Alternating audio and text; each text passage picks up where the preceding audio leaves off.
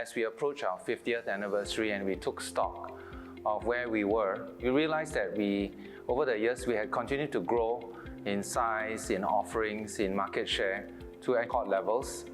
However, at the same time, we had grown distant emotionally and, from a connection perspective with the people that we served. It was very ironical. It was heading in two different directions, even as we continued to work hard every day and do well.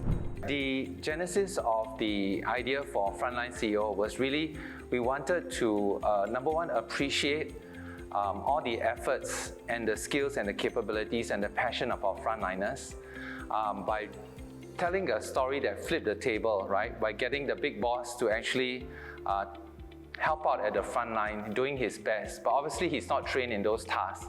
So he got coached and schooled and sometimes scolded by our frontliners, but he took it with good humor and he worked really hard and he learned more than a thing or two.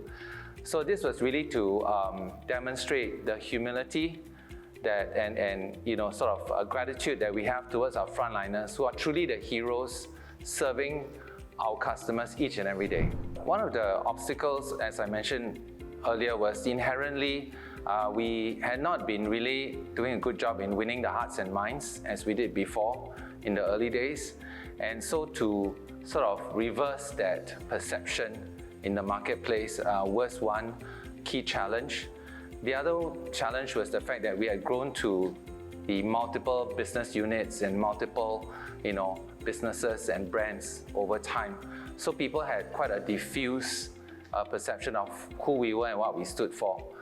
So through the campaign of Always Fair Price, we concertedly and intentionally had Omni and all of FairPrice Group, kind of units work together in, harmonized and integrated campaigns that address the customers and also told the story, not in a conventional way where you just say how good you are, but really from the point of view of our frontliners, who we call our family. So the story is told through their eyes, their voice, and their lives.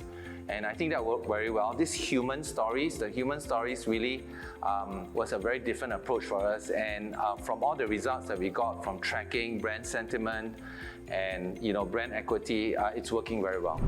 I think it's very heartening to know that when we intentionally focus on actually telling the stories of the work that we do each and every day through the lives and stories of our frontliners and all our teams, whether actually frontline or even in the headquarters, which is the latest series, we featured people like our UX designers and so on and so forth.